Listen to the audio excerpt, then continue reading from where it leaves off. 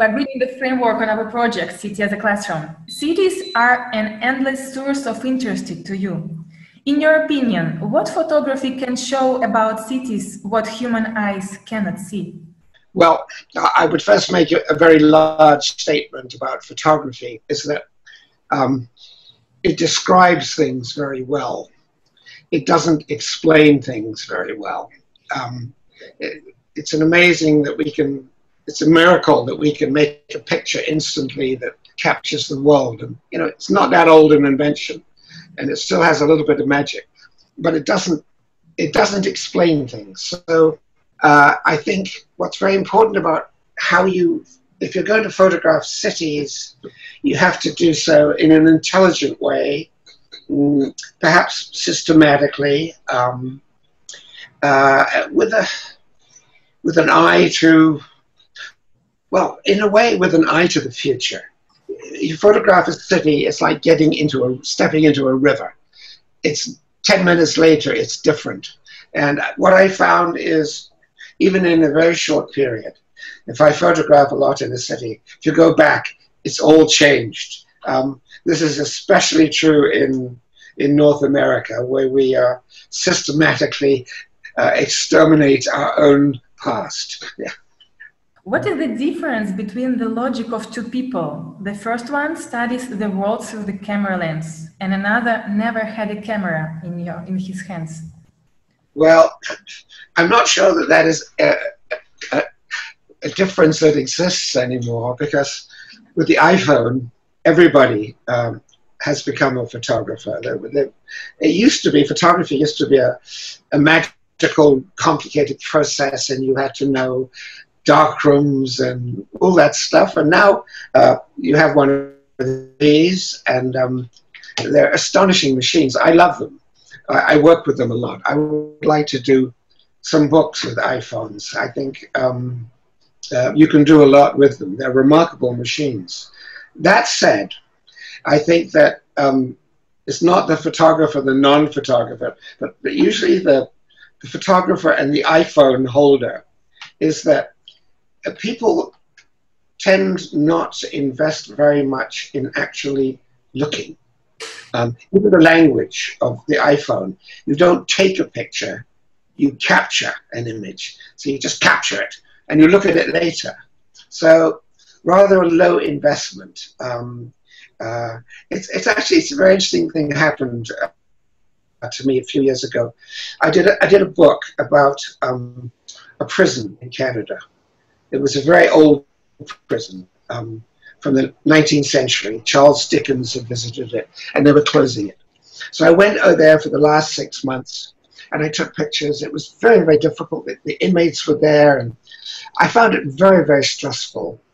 And every time I went in, I had to check my cell phone. They didn't want, I could go in with cameras, but not one of these. And all the people who worked there also had to check in their cell phones. It was verboten.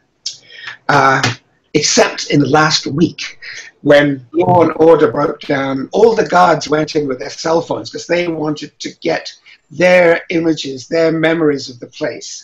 But what was very interesting is there was a museum next to the prison, which used to be the warden's house, and the curator of the museum was very, very intelligent, because he went around all the guards and he got their cell phones and got all those images. I would be very curious to see them. I suspect they're not going to be very good, because that's the one thing you realize if you look.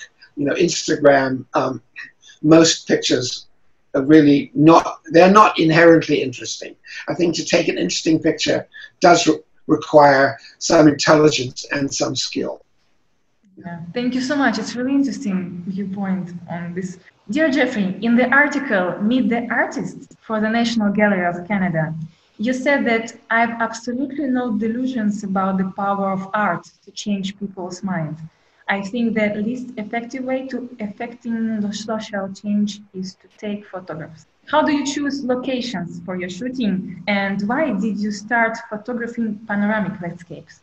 Oh my gosh, big question. I'll start with the panoramic first. At the time, I started very late. to be a photographer. I started really when I was 40 years old. Before that, I was a journalist for Time magazine, a writer. And then I became an arts administrator for the Arts Council, dealing with artists. Both very, very interesting jobs, but I eventually became obsessed with photography. And in the late 1970s, somebody gave me this old camera, a wooden camera from the 1920s, a Kodak camera. And this camera was very unusual because it was a panoramic camera, but the film is on a curve. It's like a shoebox. The film is on a curve, and there's this lens scans it. So the camera it's not just this format. It's like turning your head, exactly like turning your head. So it makes a completely different kind of photograph. And I figured out how to use it because there was a great Czech photographer, Josef Sudek, who used the same camera. And he figured out they didn't make film anymore, so you get big sheets of film, you cut them down, you had a changing bag, and it was very primitive. But using this camera, I realized it describes space in a way, it was as if you were there. And it also distorts, but if you know how to use it, you can hide the distortion. So that camera really is how I became a photographer, with a panoramic camera. And I did, excuse me, I worked for about 10 years photographing Italian gardens. Wonderful, wonderful project. And then I did a thing on French and English gardens, and then I also photographed the Roman countryside, the Roman Campagna, and they all became books. So I should say that the book, for me, is probably my primary medium. I like exhibiting photographs. I like the way a good print looks and the pleasure of looking at photographs. But the thing about a book is it has a sequence from beginning to end. Although it's astonishing when you give people a book, how many of them begin at the end and go, they flip backwards, but that's okay. So the book is, to me, it's the really satisfying, intelligent, and permanent way of showing photographs. And in a way, there's a history of photography, which is a history of photography books. And there are books which have influenced me, you know. So now, what's your other question? How do I choose subjects? Yeah, the question was like how you choose your locations. Yeah, well, it's completely strange because the subject chooses me. You know, it's never systematic. So I started photographing Italian gardens because my earliest childhood memories were from Italian gardens. I lived there when I was 5. In 1947, 48. So I have these incredible, vivid memories of the great gardens of Rome, in particular. And I thought there wasn't a book that had really good pictures of Italian gardens. Because another thing about Italy is very interesting is that in Italy, all knowledge is regional. So it's Florence, it's Tuscany, it's whatever, Sicily, and it's very rarely is it all put together. So the only really good book on Italian gardens when I did mine was by an English woman who lived in a great garden in Rome. Anyway, so I did this book, and it was just it was something I wanted to do. I thought it would be, and I got it published. There was a big publisher. And then I did a very, very esoteric project about gardens in France at the time of the French Revolution, and it all had to do with Freemasons. The Freemasonry, you know about them? They were they were originally Masons who built, but it became a kind of like a secret society, and they were resistant to the court of Louis XIV, and they built these very strange places that were coded, symbolically, and I got interested in that stuff. I did a book called Morbid Symptoms, Arcadia and the French. So, and then that led to, I did the Roman Campagna, and then I decided I had to stop working in Europe. I wanted to be able to photograph without having to take an airplane. So I spent 7 years, I set up this project, 7 years to photograph the work of Frederick Law Olmsted, who was the landscape architect who created Central Park. He was also the park's first administrator, a very, very interesting man. And it was fantastic. And I learned so much about American cities also, because, and also public space. And the fact that most of these, in many of these parks, we had a historian, great detail, who gave us notes. And some places you didn't go to, some parts of the park, we always did it, but like the north end of Central Park, have a park ranger with you, it was actually nonsense. But I did, in Chicago, in summer, some of the parks, there was somebody behind every bush selling drugs. So I learned a lot. So, and I very rarely set out with preconceptions. For me, the real thing about photography is it's a way of investigating the world and learning things. And at the end, I always say, when you get to the end of the project, you have enough knowledge to begin it.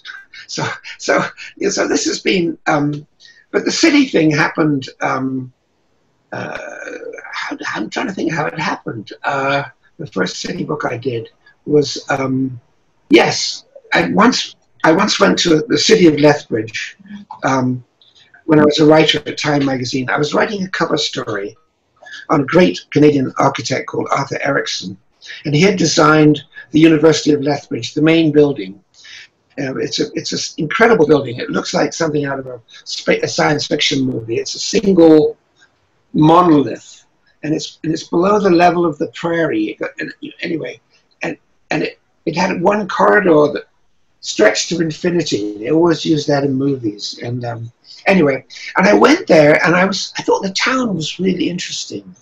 And 15 years later, I'm in Montreal, and my neighbors are artists, and there's a curator having lunch with them, and I chat with her, and oh, you're from Lethbridge. I've always wanted to do something about Lethbridge. She said, well, come and do it, and that was wonderful. And then Paris, which I did very soon afterwards. This is how things happen, okay? I had been going to Paris. I love Paris. I went to Paris when I was an English teenager, alone, if you can imagine, 16, 17, 18, wandering the streets of Paris in those days. It was very, very exciting. The city was raw in a way it wasn't. It isn't now. It was the Les Halles, the markets, everything. It was just astonishing for an English boy to walk around there. And in 2000, I applied to go to the Canadian government, the Arts Council had a studio in Paris where you could be in residence, and I applied to that. But my project was not to photograph Paris. It was to photograph the suburbs, the banlieue, which were built. It was a project of Charles de Gaulle in the 1950s. He saw it very, very early on. He thought Paris was going to be the center of the world. And so he decided that what they needed to do was set up a whole series of new towns around Paris. So he bought the railway right away in secret. Nobody knew. Not so the price wouldn't go up. He sent planners to England to look at the new towns. And they built these new towns, a whole bunch of them. And I started to visit them, especially in, I think, 1991, 92. I was in this exhibition document. I spent some time in Paris. And I thought these places were, they were amazing. They were follies. Some of these prestige architects coming in, Ricardo Bofill, and I mean, totally crazy. And they were chic at the time. And it was all done by government bureaucrats, basically built them. And the only books about them were all written by the apparatchiks who had built these cities. My immediate reaction was, A, they're going to explode. It's not going to work. Which is what happened. You know, the Arabs were forced out there, many, not just Arab immigrants, and they were kind of inhuman in a very un-French way. So I got this residency, 3 months to go to Paris, and I was right on the Seine, in the Marais, and the first thing that happened was the railway system went on strike. The air couldn't get out there. When I did get out there, I realized you can't do the suburbs without a car. So I just gave up on the idea. And I decided I would photograph Paris. And in a way, it was an act of getting rid of the greatest influence in my life, the great French photographer Eugène Atget, who was a rather mysterious, independent photographer who worked from the late 19th century until 1927. And his main subject was Paris. And he did it systematically, and he worked with obsolete equipment. And I think one of the things Atget really knew is that what to photograph things that are going to disappear. I mean, this act of preservation is very, very important. You know, he never, for example, in like 30 years of photographing, you never see the Eiffel Tower. He avoided modernity, but he did these astonishing pictures. So anyway, I ended up doing a book on Paris, which was sort of anti-Atget, because everything he loved it's disappeared. The town has been cleaned up completely. Every building has been sandblasted. The concierges have been replaced by electric, by your code to get in. They have plumbing. When I think something like 1/3 of the in the 50s, 1/3 of all the apartments in Paris had no running water. We have no idea. It was a really different place. So that's how projects start. And Toronto was like that. I moved to Toronto,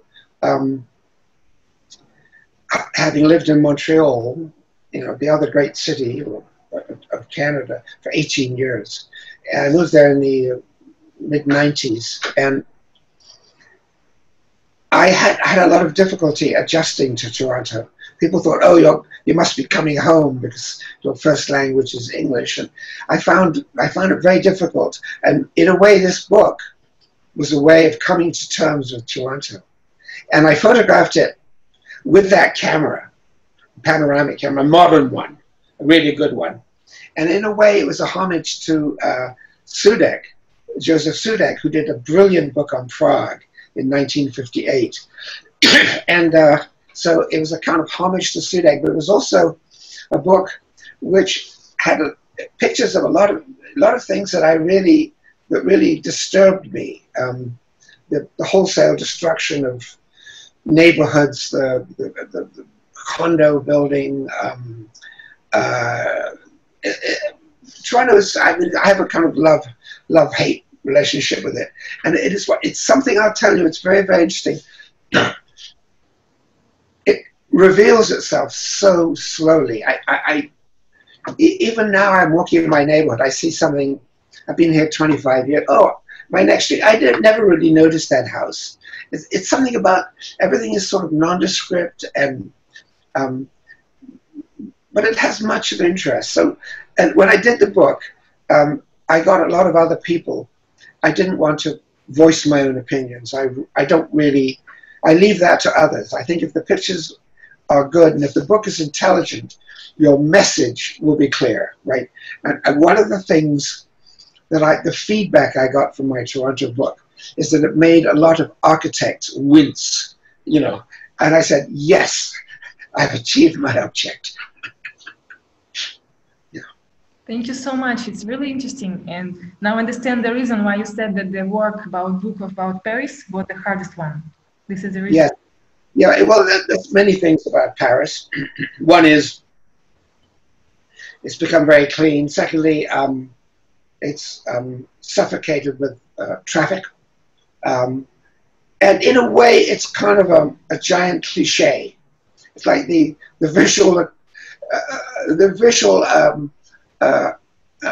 version of accordion music. You know, Montmartre, the Seine, all that stuff. So and it's been done. And in a way, that was also it was a very demanding project, because I was working with the same kind of camera that Ajay had, a 20 by 24 centimeter. That's the size of the negative tripod, you know. And I did the whole. And you have to carry the film in film holders, and I worked every day, especially Sunday. I got up at dawn every day, and I just proceeded and had a map. It was like a war campaign, and so I was just finding stuff, trying to find things that were interesting by walking. And I think I took one taxi in 3 months. It was all done on the metro. So, and I would finish by lunchtime. I have lunch in the quartier, and then go back, sleep a little, and then start planning for the next day. So it was a kind of a almost military exercise, and I didn't know what would come out of it. You know, it was it was a lot of work to find those pictures, and the whole areas of Paris, like around the Champs-Élysées, is just totally uninteresting to me. Anyway, yeah.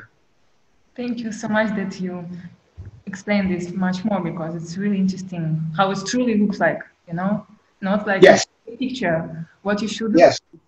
Yeah. Yes. Can we speak a little bit more about the European countries? You are an author of many photography books that are dedicated particularly to European countries. In your opinion, how photography can help to research cities? Well, gosh, I don't know anymore. It's actually very hard to answer that question. I think in a way, what's happened is that I think we're drowning in a sea of images. And I mean, I'm still amazed, actually, how, you know, I read the New York Times every day online, and I'm astonished by the quality of the press photography. They're wonderful, wonderful photographers, very talented, and they have a bit of freedom too. So in a way, it's and I've seen stuff which is very moving, and so that journalism still has a real role. But I think it's very hard to make your voice heard now. I have very modest ambitions. You know, when I do a book, it's like putting a message in a bottle and throwing the bottle into the sea, and stuff comes back, but it takes a long time. And I've always got, you know, I mean, I do have like evangelistic ambitions. For example, you mentioned, I think, Plečnik, Joseph Plečnik. I hope I'm not jumping ahead, but when I did the book on the prison, it came out in 2014. I said, I just can't do anything like this again. I need something beautiful. And a Czech friend of mine had told me about Plečnik's work in Prague. He did the gardens of Prague Castle. It's an incredible project. And so I thought I would treat myself, and I went to Ljubljana, which is where he came from and where he ended up. And I couldn't believe what I saw. Not only the extent of his achievement, but the way that I thought that it had not been represented in photography. And it's not, the project is not finished. I've exhibited it, but I have a brilliant, brilliant writer. But now we have to find the right publisher. But let me tell you about Plečnik and why I think he should be known. He was born in, I think, 1875. And he was destined to be a furniture maker. His father made furniture, but he wanted to be a painter. But his father said no, and he sent him to furniture design school in Graz in Austria. And he did that for a bit, but he was always drawing, and he came across in an exhibition the work of Wagner, Otto Wagner, the great Austrian architect, and he was just dumbstruck. And he eventually, his brother, pushed him to go and approach. He showed Wagner his portfolio, and Wagner looked at it and hired him for a studio. And then he got him into architecture school. Even he didn't have a high school, didn't have a gymnasium diploma, but he got him into, and he became, of course, the prize student. He won the Prix de Rome, you know, and he did some building, some very important building in Vienna, secessionist building, and he also did a very interesting early concrete church in a working class neighborhood of Vienna, which the Archduke Ferdinand hated. Do you remember Archduke Ferdinand? He was assassinated at Sarajevo, thus starting the First World War. Anyway, he hated the church. He said it looks like a Russian bathhouse. And he made sure that Plečnik was not going to be the next head of the architecture school. So Plečnik went to Prague, and eventually he was moved back to Ljubljana, where he was, again, the professor of architecture. But he had no position as a town planner. But he decided, he thought the city was ugly, it needed help. So these are the things he did. The first thing, he tamed the river. The river would flood. So he built this incredible dam, looks like in a series of Egyptian temples, to control the flow. And then he designed the embankments. And then he started designing bridges. In the center of the city, he took a single bridge and turned it into a triple bridge, so that the whole place became like an opera set. And then he built this amazing market square along the river with colonnades, and it's a great, great social space. And he excavated the Roman walls, which had, and stopped them from being developed as a suburb. Then he opened up a main axis in people's backyards he created these squares, and then he built churches. He built the National and University Library, which is a complete masterpiece. It's like Michelangelo's Laurentian Library in Florence. And he landscaped the city. He built squares, and nobody knows him because nobody knows Slovenia. It's never been a center, And when he died in the 50s, there was no obituary in the Western press at all. He wasn't discovered until the late 1989. The Centre Pompidou did it, like the first show outside, and now he's got his following, and the city will eventually, I think quite soon, his work in Ljubljana will be designated a UNESCO World Heritage Site, right? So what I'm trying to do is a book which shows the social spaces. He understood cities, walking, places to sit. He would put obelisks, pyramids. He would create walks.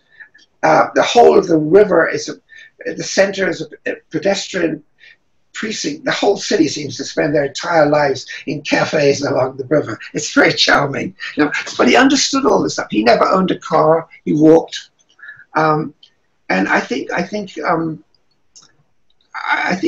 I should do a book. It's not really for me. It's for what I think. I think it would help more people to understand how wonderful it was. So that's one of the things photography can do. Thank you so much. My next question exactly about the architecture, because you shoot not only his works, you also saw a lot of European cities. Like photographer, in your opinion, how the architecture influence people? Oh, well, that's interesting. Yeah, I will make one preliminary point, and it's a point of pride, is I have never made a picture of architecture for an architect, right? Atche was the same. He didn't do commissions, you know. Yeah, I think, yeah, I mean, it's a huge question, but I think it's absolutely, I mean, it has huge influence. And it's not just, yeah, it's not just the architecture, it's the way a city street is built. And, you know, we had, in Toronto, we had, for a while, we had as a residence the great Jane Jacobs, an American urban theorist, and but her urban theory was always based on observation. It was never theoretical. You know, so why will you walk down one street and not another? You know? And Toronto is very interesting. The difference between Montreal and Toronto, for example, is that Montreal is much older, and it has a French history to it, French architecture. It has its own urban forms, three-story apartments, really, with the external staircases, often. You know, but Toronto was a city where it was built by Scotsmen, and they believed that everyone should have their own house. So the streets were houses. So, and if you look at a list of North American cities, Toronto would usually be #1 with the highest number of homeowners. And Montreal would be 19, next to New York, 20. Everybody, you know, rented in New York. So that changes.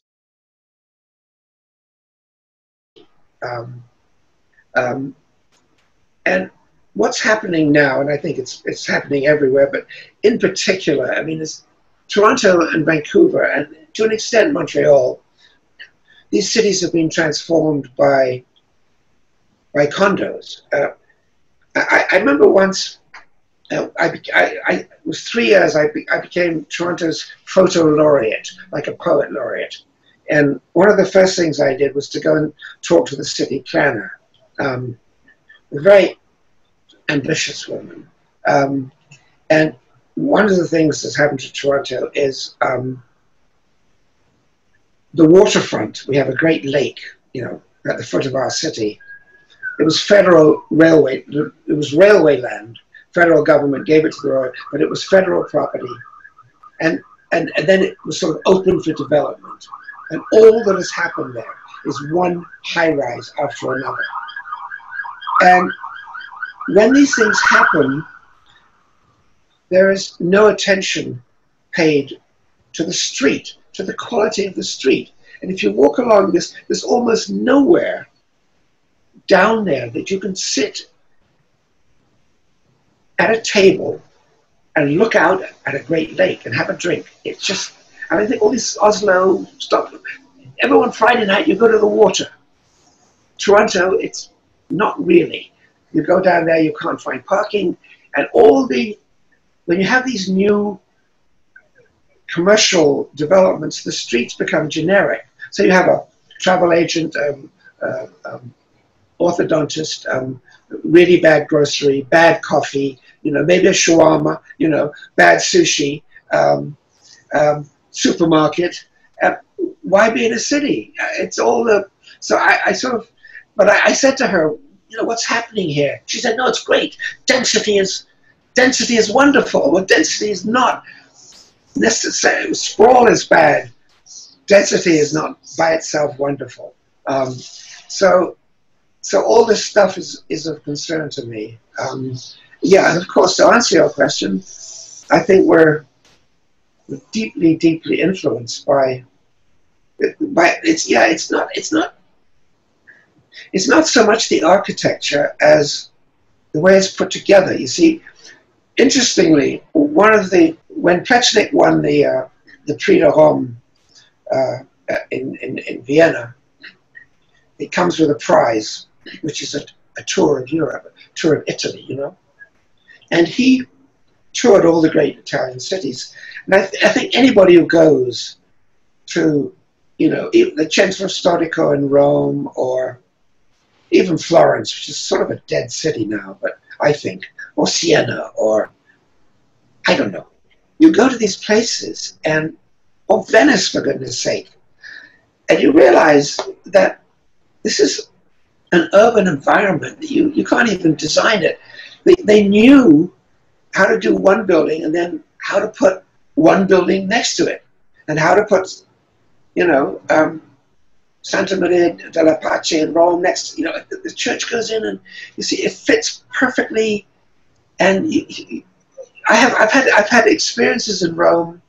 There's one square in Rome. It's I think it's San Ignazio. It's near the Pantheon, and it's a shape. It's a square in the shape of a seashell, a clam shell. And you walk in. You can walk in from the back. There's a back, and there's two streets.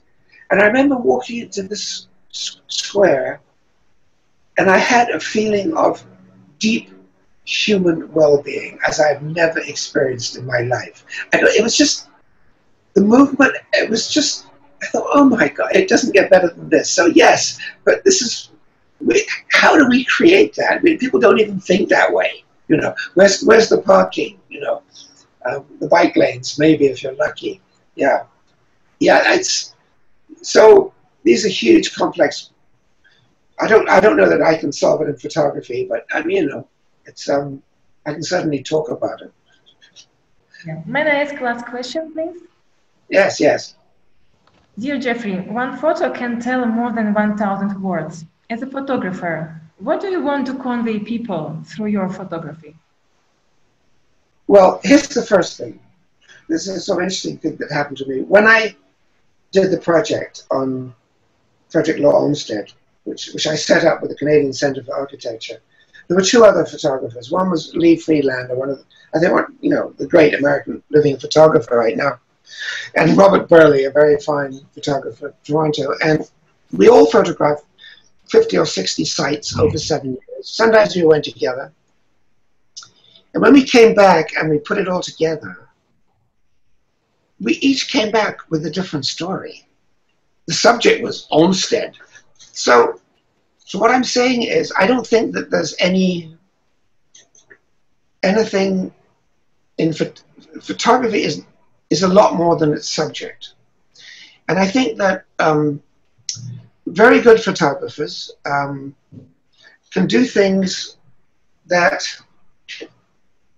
well, I'll give you another example. Walker Evans, a great American photographer. I'm trying to write an article about him, which will be very critical, I think, in a way. He's a huge influence, but he did a book in 1938 called American Photographs, mostly done with, and in a way, he created the illusion that this was America.